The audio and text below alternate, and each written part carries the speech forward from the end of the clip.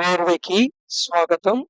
A manual to self సూచనలు లేదా సమాచారాన్ని అందించే స్వీయ శోధన సాధనం. సో ఈ స్పిరిచువల్ జర్నీ ఏదైతే ఉందో అవేకనింగ్ జర్నీ గురించి మాట్లాడుకున్నామో, నేను మైల్ స్టోన్స్ చూసాం. ఉపనిషత్తుల పరంగా ద పర్సెప్షన్ స్టేజెస్ ఎలా ఉంటాయో చూసాం. దానికి హిండరెన్సెస్ ఏమిటి, ఆ ప్రోగ్రెషన్ జరగకుండా హిండరెన్సెస్ ఏమిటి అనేది కూడా చూసాం. హిండరెన్సెస్ ఏమేమి తెలుసుకున్నాం మనం? అవిద్య, ignorance, sense of personality, picture of acceptance ద్వారా ఏర్పడిన నువ్వు అని ఫీల్ అయ్యి ఐ అని రెఫర్, నువ్వు విర్చువల్ సెల్ఫ్ ఏదైతుందో and desire. So next desire, ఇక్కడ వీటిని హ్యాండిల్ చేసుకోవడం, వీటితో ఫైటింగ్ చేయమని కాదు. అవిద్యతో కానీ, సెన్స్ ఆఫ్ పర్సనాలిటీతో కానీ, డిజైర్ తో కానీ, హేట్ తో కానీ, సెన్స్ ఆఫ్ అటాచ్ తో మనకి జనరల్ గా ఇది అవరోధం అని తెలియగానే చాలా ఆతృతగా ఉంటుంది అన్నమాట మనకి. దాన్ని వెంటనే ఎలిమినేట్ చేసి పారేయాలి. ఈ ఎలిమినేట్ చేద్దాం ప్రాసెస్ లో నువ్వు దాంతో ఫైట్ చేసి దాన్ని ఎరేస్ చేయడానికి ట్రై చేస్తుంటావు. సో ఆ విద్య పోవాలంటే ఎప్పుడైతే నువ్వు తెలుసుకోవడానికి ప్రయత్నం చేశావో ముందు నోన్ పొజిషన్కి వస్తుంది. తర్వాత దాని మీద కాంటెంప్లేట్ చేస్తే అది అండర్స్టాండింగ్ అవుతుంది. దాంతో ఎక్స్పెరిమెంట్ చేస్తే అది నీకు రియలైజేషన్ అవుతుంది, నీలో పార్టీ అవుతుంది. అప్పుడు ఆ విద్య కింద మారిపోతుంది. సో ఈ ప్రాసెస్ ద్వారా వెళ్ళాలే కానీ దాంతో ఫైటింగ్ చేయటానికి, దాన్ని మేనేజ్ చేయటానికి లేదా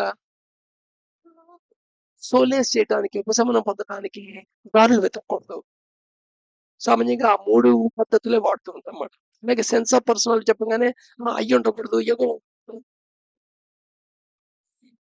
ఏది ఉందో అది ఉంది, న్యాచురల్ గా ఫామ్ అయింది ఎవల్యూషన్ లో. దాన్ని డెప్త్ అండర్స్టాండ్ చేసుకొని దాన్ని హ్యాండిల్ చేసుకోవాలి.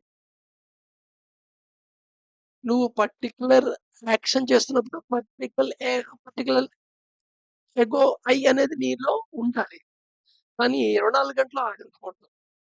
ఫర్ ఎగ్జాంపుల్ క్లాస్‌లో పాఠం చెప్తున్నప్పుడు నేను టీచర్ అనే ఎగో నాకు ఉండాలి. ఆ రోల్ నేను ప్లే చేస్తాను. 24 అవర్స్ టీచర్‌లా ఫీల్ అవ్వడం తప్పు కదా! అలాగే ఒక ఆటగాడు క్రికెట్ ఆడుతున్నప్పుడు ఈస్ ఎ ప్లేయర్. అంతేగాని 24 గంటలు ఇంట్లో బౌలింగ్ చేస్తూ, బ్యాటింగ్ చేస్తూ ఉంటే ఎలా ఉంటుంది ప్రతి వస్తువుతో?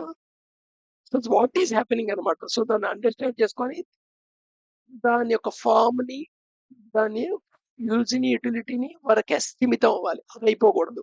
ఇది సెన్స్ ఆఫ్ పర్సనాలిటీ హ్యాండ్లింగ్. అలాగే డిజైర్, అది కాన్షియస్ డిజైరా, కంపల్సివ్ డిజైరా ఇంపార్టెంట్. సో డిజైర్‌ని అర్థం చేసుకోవడం ఇంపార్టెంట్. డిజైర్ ఉండకూడదు అని ఫైట్ చేయటం కాదు. అలాగే నెక్స్ట్ హేట్ కూడా అలాగే హ్యాండిల్ చేయాలి. సో లెవెల్ ఆఫ్ హేట్ ఏది నువ్వు యాక్సెప్ట్ చేస్తున్నావు, నీ స్ట్రక్చర్ ఆఫ్ యాక్సెప్టెన్స్ ఏ హేట్‌ని నువ్వు ఓకే అంటున్నావు అనేది ఇంపార్టెంట్. మైన్యూట్ హేట్‌ని కూడా నువ్వు అవేర్‌నెస్‌లోకి ఉంటే ఆటోమేటిక్‌గా అది దాని ఇన్‌ఫ్లుయెన్స్ చూపించదు. అవేర్‌నెస్‌లో ఏది లేదో అది కంపల్సివ్ ప్రాసెస్‌లోకి వెళ్తుంటుంది. అవేర్‌నెస్‌లో ఉన్నది కాన్షియస్ ప్రాసెస్‌లోకి వెళ్తుంటుంది. కంప్లీట్ కంపల్సివ్ ప్రాసెస్ నుండి కాన్షియస్ ప్రాసెస్‌కి షిఫ్ట్ చేసుకోవడం అన్నమాట. అలాగే sense of attachment. Sense of attachment నువ్వు రియలైజ్ అవ్వగానే అటాచ్‌మెంట్ నుండి తప్పించి అయిపోతావు. ప్రత్యేకంగా దాన్ని వదులుకోవాల్సిన అవసరం లేదు. స్పిరిచువల్ జర్నీలోనే ఏవేవి లేదో ఆ హ్యాబిట్స్ అన్ని తనంతట అవే రాలిపోతాయి ఆ జర్నీలో. ప్రత్యేకంగా దాని గురించి చేయవలసిన అవసరం లేదు. సో ఇదంతా లోకొస్తుందన్నమాట. సో ఏవైతే ఈ స్పిరిచువల్ జర్నీకి సాధన కింద వాడే యోగిక్ ప్రాక్టీస్ ఉన్నాయో వాటికి కాంట్రవర్సీగా ఉండే థాట్స్ ఏమిటయ్యా అంటే, కాంట్రవర్సీ థాట్స్ మళ్ళీ ఇవి కూడా 5 రకాలు. హార్మ్ఫుల్‌నెస్, ఫాల్స్‌హుడ్, థెఫ్ట్, ఇన్‌కాంటినెన్స్, అవరైస్. సో హార్మ్ఫుల్‌నెస్ అంటే హాని కలిగించే లక్షణం. వెంటనే మొరాలిటీ స్ట్రక్చరు, రిజల్యూషను, మంచి చెడు యాంగిల్‌లో దీన్ని ఆలోచించొద్దు. అహింసో పరమో చేయకూడదు. సో ఈ హార్మ్‌ఫుల్‌నెస్ అనేది నీలో ఎంత లెవెల్ దాకా నువ్వు యాక్సెప్ట్ చేస్తున్నావు అనేది నీ అవేర్‌నెస్‌లో ఉంటే ఆ లెవెల్ గ్రాడ్యుయల్‌గా డిక్రీజ్ అవుతూ ఉంటుంది. అందుకని ఉన్న లెవెల్‌తో హార్మ్‌ఫుల్‌నెస్ నువ్వు ఫైట్ చేస్తున్నంత మాత్రాన ఏది నీకు ఉపయోగం ఉండదు. లేదా హార్మ్‌ఫుల్‌నెస్ అనేది కనపడకుండా మేనేజ్ చేస్తున్నావంటే జస్ట్ బయట సోషల్ కంపెనీల కోసం చూస్తున్నావు. పేరు కోసం చేస్తున్నావు నువ్వు. లేదా దాన్ని సమర్థించుకుంటూ జస్టిఫై చేస్తున్నావు. లేదా నువ్వు అంటే సింప్లీ నువ్వు దాంతో ఉంటుంది దాన్ని యాక్సెప్ట్ చేసేసి దాంతో నువ్వు అదే కరెక్ట్ అంటున్నావన్నమాట. దాంట్లో మునిగి ఇంటని చెబుతున్నావన్నమాట. So, therefore structure of acceptance అనేది ఇంపార్టెంట్. సో, హార్మ్‌ఫుల్‌నెస్ నీకు నువ్వు ఇంకోటి చెప్పడం కాదు. ఇంకోళ్ళలో ఉండే హార్మ్‌ఫుల్‌నెస్‌ని నీ సెర్చ్ చేయడం కాదు. నీలో నువ్వు నీ హార్మ్‌ఫుల్‌నెస్ ఎంతవరకు నువ్వు యాక్సెప్ట్ చేస్తున్నావు అనేది నీకు అవేర్‌నెస్‌లో ఉంటే గ్రాడ్యుయల్‌గా అది కాన్షియస్ ప్రాసెస్‌లోకెళ్తుంది. So, what need to be done will do అని కంపల్సివ్‌గా ఉంటదన్నమాట. అంతేగాని దీన్ని మోరల్ స్ట్రక్చర్ కింద తీసుకోవద్దు. సామాన్యంగా ఒక మంచి చెప్పంగానే అది ఒక మోరల్ స్ట్రక్చర్ కింద మారుతూ ఉంటుంది. మోరల్ స్ట్రక్చరే నోన్ కింద మెమరీలో ఉంటుంది. అర్థమైన ఫీలింగ్ ఇస్తుంటుంది. ఇవాళ ఇది ఇగ్నోరెన్స్. అలాగే ఫాల్స్‌హుడ్ అంటే అబద్ధం చెప్పటం. కొంతవరకు అబద్ధం చెప్పటం మీ స్ట్రక్చర్ ఆఫ్ యాక్సెప్టెన్స్ ఒప్పుకుంటుంది. అంతకు దాటి చెప్పింది అబద్ధం అంటాం. లేదా దానికి ఇంకో రకమైన పేర్లేదో పెడతాం. లేదా దాన్ని సమర్థించుకోవడానికి ప్రయత్నం చేస్తాం. కలిపితేనే తియ్యగా ఉంటుందని అలా చెప్పానన్నట్టే. లేదా దీనివల్ల పెద్ద నష్టమేం లేదనుకోవటం అనా. దీనివల్ల ఎవరికీ నష్టం అయిపోలేదు కదా! అన్న అర్థం అనమాట. ఎవడికైనా ప్రాణాలు తీసిందే అబద్ధం లేతే కాదు. పక్కవాడికి హార్మ్ చేసిందే అబద్ధం లేతే అది అబద్ధం కాదు. సో, ఇదంతా స్ట్రక్చర్ ఆఫ్ యాక్సెప్టెన్స్ అనమాట. సో, నీ అవేర్‌నెస్‌లో ఉంటే చాలు. అది ఆటోమేటిక్‌గా మారుతుంటది. ఎదురుకుండా వాటిలో నువ్వు ఈ ఫాల్స్‌హుడ్, హార్మ్‌ఫుల్‌నెస్‌ని వెతికి వాడికి చెప్పడానికి ప్రయత్నం చేయొద్దు. దానివల్ల కేవలం వాడి సెన్స్ ఆఫ్ పర్సనాలిటీకి పిక్చర్ కొలాప్స్ అవుతుంది. సో, దాన్ని ప్రొటెక్ట్ చేసుకోవడానికి ట్రై చేస్తుంటాడు.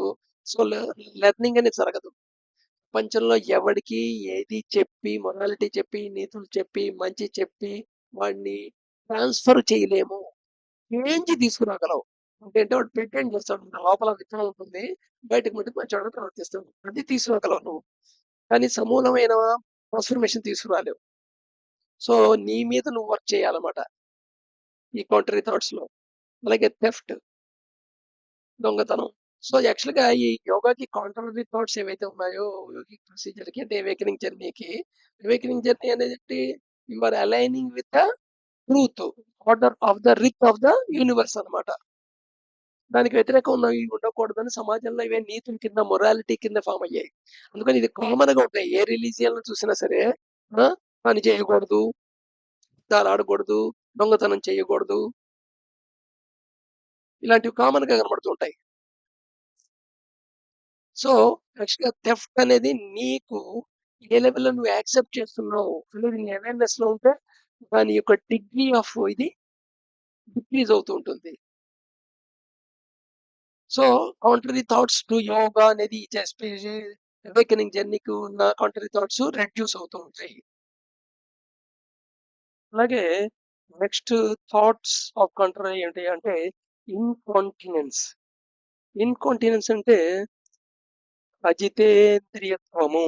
అంటే ల్యాక్ ఆఫ్ వాలంటరీ కంట్రోల్. ఈ సెన్సెస్ మీద 6 సెన్సెస్ మీద. మనం కేవలం 5 సెన్సెస్‌నే పెట్టుకోవద్దు. ఆరో సెన్స్ కూడా ఏమిటో తెలుసుకున్నాం కదా ఇంతకుముందు. సో, నీ సబ్జెక్టివ్ అబ్జర్వేషన్, నీ థాట్స్‌ని, ఎమోషన్ అబ్జర్వ్ చేసాం అనే దాని మీద నీ కన్ను, ముక్కు, చెవు ఇవి జనరల్‌గా వీటి మీద వాలంటరీ కంట్రోల్ లేకపోవడం. ఆటోమేటిక్‌గా పొందాలనుకోవడం లేదా దాని నుండి దూరంగా వెళ్ళిపోవడం. ఈ 2 ప్యాటర్న్సే 3 ప్యాటర్న్సే వర్కౌట్ చేస్తుంటాయి సెన్సెస్‌లో. సో, ఈ lack of voluntary control contest important కాదు. సో, ఇన్‌కాంటినెన్స్ అంటారు దాన్ని. ఈ ఇన్‌కాంటినెన్స్ థాట్స్ ఏవైతే ఉన్నాయో థాట్ లెవెల్‌లో ఇన్‌కాంటినెన్స్ నుంచి కూడా వచ్చే థాట్స్ ఉన్నాయే, ఇవి కూడా యోగా కౌంటర్. అలాగే యావరేజ్ దురాశ. దురాశ అంటే గ్రీడ్ లాంటిది. దుర్బత్వం కూడా దురాశకి ఇంకో రూపమే అది. So, extreme greed for wealth and marginal gain అంటే దాన్ని యావరేజ్ అంటారు. ఇక చుట్టుపక్కల ఏమైనా నష్టం లేదు. ఇది నాకు పొందాల్సిందే అన్నట్టుగా ఉంటుందది. యావరేజ్. అది థాట్ లెవెల్‌లో ఉన్నా సరే. సో, దేర్‌ఫోర్ ఈ వీటి నుండి హార్మ్‌ఫుల్‌నెస్ వల్ల వచ్చే థాట్స్ అంటే ఎదురుగుండా వాళ్ళకి ఒక హాని కలిగించి తద్వారా ఏదో ఆనందం పొందడం. ఈవెన్ ఒకడి మీద జోకేయటం కూడా హార్మే. జోక్ నీకు మైండ్‌లో థాట్ లెవెల్‌లో వచ్చిన వాడి మీద సెటైర్ వచ్చినా వాడి మీద ఆహ్, చేస్తుంటారుగా ట్రోల్ చేస్తున్నా సో ఇది కూడా హార్మ్‌లెస్ థాట్స్ అవన్నీ.